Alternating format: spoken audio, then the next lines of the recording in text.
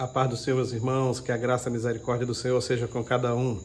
Estamos começando aqui no canal Boas Notícias, mais um subsídio para a Escola Bíblica Dominical, lições de adultos da CPAD e a lição de número 12 para 18 de dezembro de 2022, último trimestre, quarto trimestre deste ano de 2022. E a lição de hoje, a lição 12, o assunto, imersos no Espírito nos últimos dias. Imersos, completamente imersos, né? Mergulhados no Espírito nos últimos dias. A verdade prática desta lição diz: o rio da vida, que representa o fluir do Espírito Santo, passa no meio do povo de Deus. O texto áureo, que está em João 7,38, está escrito: quem crê em mim, como diz a Escritura, rios de águas vivas correrão do seu ventre. Bom, a leitura bíblica em classe está em Ezequiel 47, versículos 1 ao 12, que diz: depois disso me fez voltar à entrada da casa, e eis que saíam umas águas de debaixo do umbral da casa para o oriente, porque a face da casa olhava para o oriente, e as águas vinham de baixo, desde a banda direita da casa da banda do sul do altar. E ele me tirou pelo caminho da porta do norte, e me fez andar e dar uma volta pelo caminho de fora até a porta exterior, pelo caminho que olha para o oriente, e eis que corriam umas águas desde a banda direita. Saiu aquele homem para o oriente, tendo na mão um cordel de medir, e mediu 1000 côvados, e me fez passar pelas águas que me davam pelos tornozelos. E depois mediu mais 1000, e me fez passar pelas águas que me davam pelos joelhos. E mediu mais 1000, e me fez passar pelas águas que me davam pelos lombos. E mediu mais 1000, e era um ribeiro que eu não podia atravessar, porque as águas eram profundas, águas que se deviam passar a nado, ribeiro pelo qual não se podia passar. E me disse: viste, filho do homem? Então me levou e me tornou a trazer à margem do ribeiro. E tornando eu, eis que à margem do ribeiro havia uma grande abundância de árvores, de uma e de outra banda. Então me disse: estas águas saem para a região oriental e descem à campina e entram no mar, e sendo levadas ao mar, sararão as águas. E será que toda criatura vivente que vier por onde quer que entrar esses dois ribeiros viverá? E haverá muitíssimo peixe, porque lá chegando essas águas e sararão, e viverá tudo por onde quer que entrar esse ribeiro. Será também que os pescadores estarão junto dele, desde En-Gede até em Eglaim. Haverá lugar para estender as redes, e o seu peixe, segundo a sua espécie, será como o peixe do mar grande, em multidão excessiva. Mas os seus charcos e os seus lamaceiros não sararão, serão deixados para sal. E junto do ribeiro, à sua margem, de uma e de outra banda, subirá toda sorte de árvore que dá fruto para se comer. Não cairá a sua folha, nem perecerá o seu fruto. Nos seus meses produzirá novos frutos, porque as suas águas saem do santuário, e o seu fruto servirá de alimento, e a sua folha de remédio. Bom, este é o capítulo 47 do livro de Ezequiel, que está sendo estudado em todo esse trimestre. E a palavra-chave desta lição é imersão. Imersão, tá? Mergulho. Mergulhar completamente na água. Essa primeira parte do capítulo 47 é a continuação da visão do templo de Ezequiel, do capítulo 40, já foi falado aqui num desses subsídios, tá? A primeira parte, versículos 1 a 6, se concentra nas águas que fluem de debaixo do umbral do templo, e à medida que essas águas sanadoras vão fertilizando as áreas estéreis do Vale do Mar Morto, seguem aumentando o seu volume até se tornar um rio caudaloso. E a segunda parte, versículos 7 a 12, descreve o efeito milagroso dessas águas. Por onde elas passam, tudo se transforma. Bom, esta visão de Ezequiel aponta para um futuro glorioso. Lá na terra conhecida como Terra Santa, a terra de Israel. Grandes mudanças acontecerão no período milenial.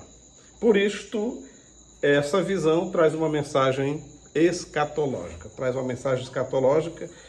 E interessante que quando a gente estuda geografia, percebemos que um rio, ele aumenta conforme muitos afluentes vão entrando no rio.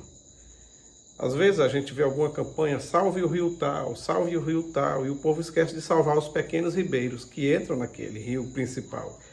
As pessoas ficam preocupadas com o rio principal, mas lá onde os pequenos ribeiros nascem, o povo devasta, tira a floresta, acaba com tudo, e aí dezenas de pequenos ribeiros são mortos e deixam de abastecer o rio principal, o rio navegável, o rio que produz muito peixe, porque os pequenos são, por assim dizer, extintos.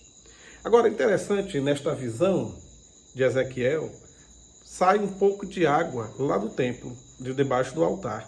Vamos imaginar aqui uma torneira aberta. Se a gente abrir uma torneira e deixar essa torneira derramando água, e ela vai pelo chão até um determinado lugar, até que ela desaparece, porque uma torneira não dá de se transformar em um rio. Agora, interessante é a água saindo de debaixo do altar, como se fosse água de um cano, de uma torneira, e vai seguindo e vai só aumentando.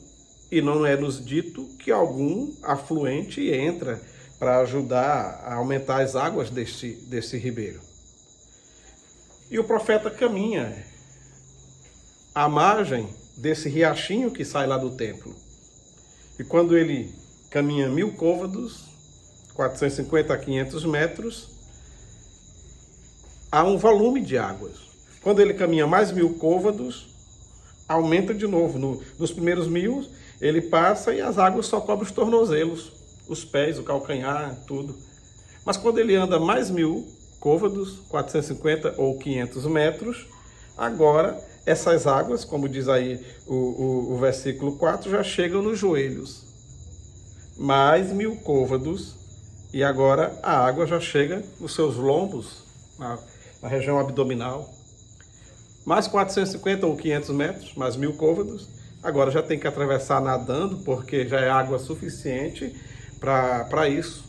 Já não dá para simplesmente caminhar normalmente dentro dessas águas. Bom, isso nos faz entender algo interessante. Com o passar dos anos, o rio de Deus, o rio da salvação, o rio espiritual, o rio transformador e regenerador de Deus foi só aumentando. Vamos olhar aqui lá no passado, no período da antiga aliança. O Espírito Santo já existia, já estava aqui quando a terra sem forma e vazia. Porém, o derramamento do Espírito Santo não era como hoje. Vemos em todo o período da antiga aliança Deus usar um Jeremias, um Elias, um Eliseu, um Sansão para uma determinada obra, e o Espírito de Deus vinha sobre alguns. Não há nenhuma palavra em nenhum livro do Antigo Testamento falando de um derramar do Espírito Santo em todas as pessoas, em todos os que creem. Não tem. Apenas cobria os calcanhares, era pouco. Havia, mas não dava para mergulhar. Era de forma bem resumida. Mas o profeta Joel profetizou um dia sobre o derramamento do Espírito para os últimos dias. No dia de Pentecostes, é como se agora esse rio passasse dos joelhos e começasse a subir em direção aos lombos. E esse período chegou. O dia de Pentecostes não foi o cumprimento total da profecia de Joel, que diz, do meu Espírito, diz Deus, derramarei sobre toda a carne. Ali não aconteceu o derramamento por completo. No dia de Pentecostes, todos que estavam no cenáculo, eu não sei quantos, alguém arrisca dizer 120, mas a Bíblia não diz. Eu sei que tinha 120 no dia de escolher o substituto para o Judas, o Matias. Mas todos quem? No dia de Pentecostes, a palavra só diz que todos estavam no mesmo lugar. Todos quantos? Todos os 12? Todos os 120? Todos os mais de 500 discípulos de Jesus, que ele conversou e se apresentou para eles antes de voltar e subir lá do Monte das Oliveiras? Não sei. Só sei que todos que estavam no cenáculo, todos, se tivesse criança, mulheres, homens, todos os discípulos que estavam lá, foram cheios do Espírito Santo. E quando o pessoal correu para lá, para o cenáculo, alguns até zombando e chamando-os de embriagados, Pedro explicou: sobre a profecia de Joel. O interessante é que Pedro não diz, olha, isso aqui é a profecia de Joel, que diz, derramarei o meu Espírito. Quando Pedro vai falar, lá no livro de Atos, ele fala, derramarei falando que não foi todo, foi só uma parte. Começou lá, do Espírito não é o Espírito, é apenas parte. E esses 2000 anos de história da igreja vai só subindo, tá, passou do joelho, tá nos lombos, entendeu? Tá subindo. E quando é que vai se completar esse rio que se mergulha espiritualmente falando? Só no milênio, porque só no período tribulacional é que Israel vai se converter a Cristo, vai reconhecê-lo como seu Senhor e Salvador. E como a promessa é sobre toda a carne, até sobre meus servos e minhas servas, etc. e tal, e os judeus ainda estão fora desse plano, porque não creem que Jesus é o Senhor, que Jesus é o Messias, o Salvador, vai passar todo aquele processo que você que estuda a Bíblia já sabe, vão ser enganados pelo anticristo, depois o verdadeiro virá com poder e grande glória, e assim o remanescente será salvo, e nesse momento, agora com o arrependimento e conversão nacional de Israel, o Espírito Santo vem sobre eles, e aí se completa a profecia de Joel. No período milenial, não ficará ninguém que não saiba quem é Deus, quem é o Senhor, quem é Jesus, quem é o verdadeiro Deus em todo o planeta. Hoje, acredita-se que um terço da população do mundo nunca ouviu falar de Jesus uma única vez. Nunca ouviu falar a palavra Jesus Cristo uma única vez. Então é muita gente. Porém, no período do milênio, todos os habitantes da terra saberão quem ele é. Haverá um fluir do Espírito de forma maravilhosa no período milenial. E aí, essa profecia de Ezequiel também se cumpre cabalmente com o rio que agora se atravessa a nado nesse período milenial. Bom, agora também esse rio milenial, ele, na visão, ele produz muitas transformações. Uma delas é sarar o Mar Morto. Não sei que nome o Mar Morto tinha, tá? Mas um dia teve vida lá. Mas depois ele morreu. Não tem vida mais. Não tem como nenhum peixe sobreviver ali dentro. Enquanto os mares, via de regra, tem 3 a 3,5% de salinidade, ele chega a 30, 35%, 10 vezes mais. É como se para cada litro de água do Mar Morto, 300 a 350 gramas de sal pudesse ser retirado. Então, já está saturado, né? Já está saturado a diluição ali do sal.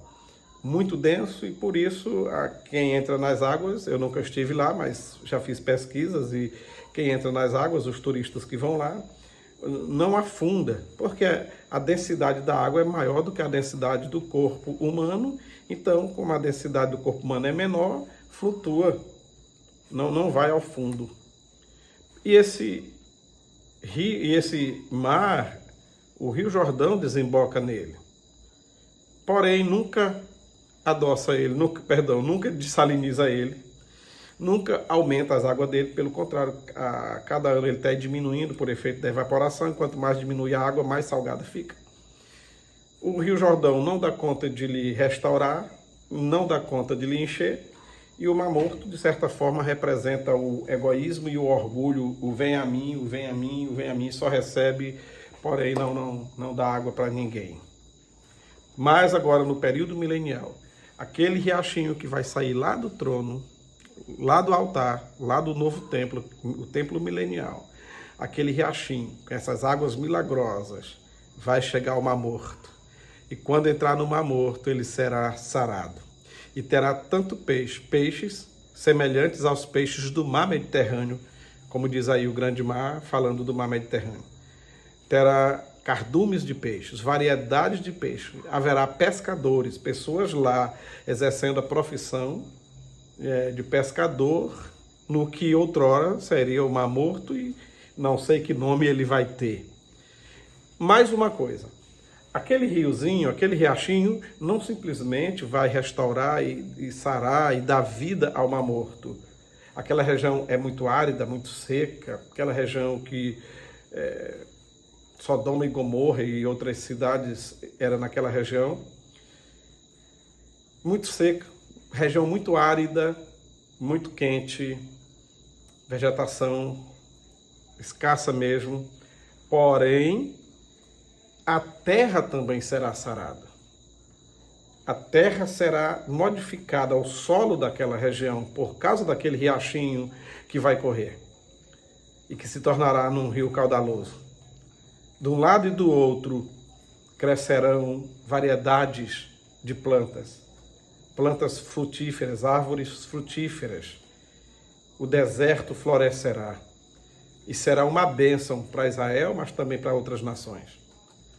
Queridos, nós podemos entender que, de certa forma, hoje, no período chamado período da graça, período da igreja, já existe um rio que nos alegra, que alegra a igreja do Senhor.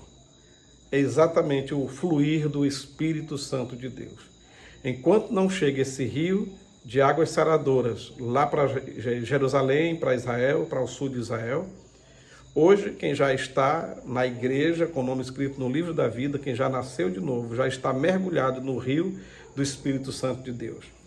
A vida que outrora era árida, improdutiva, que não produzia o fruto do Espírito Santo, agora, quando a pessoa se converte, esse rio começa a fluir. Jesus disse para a samaritana, olha, aquele que beber da água que eu lhe der, a água da salvação, vai dentro de si, vai sair uma fonte que vai jorrar para a vida eterna. Agora, quando a gente aceita Cristo, esse rio começa a fluir de dentro de nós, esse fluir do Espírito Santo, a gente não se conforma em ficar só com a gente, para a salvação só para nós. A gente quer logo levar para os outros, como a samaritana também levou. Esse rio vai fazendo mudança de vidas, não só daquele que já aceitou, mas vai mudando na vida de outros que ouvem a palavra. Começa-se a produzir frutos, a pregar, a falar do amor de Deus, a levar o Evangelho, a anunciar Jesus aos pecadores. Esse rio, por onde ele chega, vai salvando pessoas, famílias e até cidades inteiras. O rio do Espírito Santo na vida do homem que tem uma vida árida e pecaminosa. Agora produz o fruto do Espírito, e aquele que mentia não mente mais, quem roubava não rouba mais, aquele que dava falso testemunho não dá mais. O que foi que aconteceu? O rio do Espírito Santo na vida de quem já nasceu de novo produz vida. E vida com abundância, a vida que só se encontra em Jesus. Você que já tem certeza da sua salvação, pela fé você já está mergulhado em um rio espiritual. Esse rio do milênio, cremos que será um rio literal, visível mesmo. Porém, hoje esse rio espiritual invisível, que o salvo já está mergulhado nele, está aí à disposição de todas as pessoas que quiserem. Cada dia mais pessoas vão se convertendo. E alguém diz, e esse rio não acaba não? Se há 100 anos atrás não tinha o tanto de cristãos que tem hoje, aumentou o número de cristãos, não diminuiu a quantidade da graça, do amor de Deus e do resultado desse rio espiritual, pelo contrário. A cada ano que passa o rio vai aumentando, como aumentava aqui na visão de Ezequiel, conforme ele caminhava.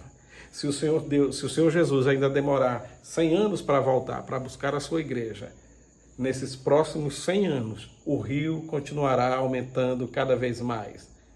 Cada vez mais. A população do mundo vai aumentando, e conforme cresce a população do mundo, a graça de Deus continua grande. E o Senhor continua de braços abertos para receber todo aquele que vier, todo pecador que quiser aceitar ao Senhor Jesus como seu Senhor e Salvador. Queridos professores, queridos alunos, que a gente possa refletir sobre isso, sobre esse estar imerso, mergulhado nesse rio do Espírito. E quando a gente está mergulhado no rio do Espírito, a coisa muda, a vida da gente muda. Olha, se você chegar e pegar uma lata d'água, um balde de 10 litros, e chegar na beira de um rio e pegar esse balde de água, você vai andar com dificuldade, mudando de uma mão para outra, botando na cabeça para subir a encosta do rio e tal, para chegar lá em cima, subir o barranco, sair das margens do rio, levando simplesmente uma lata de 10, 15 ou 18 litros de água. Será um peso que incomoda. Porém, quando a gente está no rio, tomando banho, mergulhando, centenas de litros d'água passam sobre a gente e a gente não sente esse peso todo. Mas quando saímos, uma lata pesa. Então, para que o crente viva uma vida sem sentir as dores, os sofrimentos e as angústias potencializadas como quem não tem esperança de salvação, é melhor estar mergulhado nesse rio. Quem está mergulhado nesse rio não tem problema? Tem. Porém, porque ele está mergulhado neste rio, a vida se torna mais suave. A gente tem uma esperança que não se acaba quando morre. No mundo, diz que a esperança é a última que morre, mas com Cristo não. Aquele que tem certeza da salvação, está mergulhado nesse rio, ele pode até morrer, mas a esperança permanece viva, porque a nossa esperança é a vinda de Jesus, é a sua volta, e aquele que morre em Cristo vai ressuscitar, e vamos encontrar com ele, e estaremos para sempre com o Senhor, certo? E só para concluir aqui, esse rio, por onde ele passa, muitas árvores vão crescer. A terra estéril deixará de ser terra estéril. Nesse caso, podemos dizer que o resultado do fluir do Espírito na vida, digamos assim, na terra de Israel, vai modificar o cenário, a geografia, vai mudar a aparência do solo e daquela terra. Hoje, o fluir do Espírito Santo, a gente percebe na mudança de vida das pessoas. Quem já nasceu de novo não usa a mesma linguagem, não usa a mesma roupa, não usa o mesmo cabelo, é diferente. Quando se tem o fluir do Espírito Santo na vida, quem está nesse rio não é mais terra árida, não é mais terra feia, sem graça, sem aparência. Tem um brilho na face, tem uma linguagem diferenciada, tem um comportamento diferente. Quem diz que é crente em Jesus e vive fazendo as mesmas coisas lá do mundo, mesma vida que tinha antes, mesmo comportamento, não está mergulhado no rio, não. Pode até estar com os calcanharzinhos molhados, mas não está mergulhado. Então, o que demonstra que realmente somos mergulhados no Espírito é quando tudo muda, e tudo muda para melhor. Amém? Que o Senhor Deus nos abençoe, uma boa aula para você. É apenas um subsídio, curta aí, compartilha, leva adiante, e que próximo domingo a sua escola dominical seja muito proveitosa. Que Deus abençoe, espero você no nosso próximo subsídio, em nome de Jesus. Fiquem com Deus.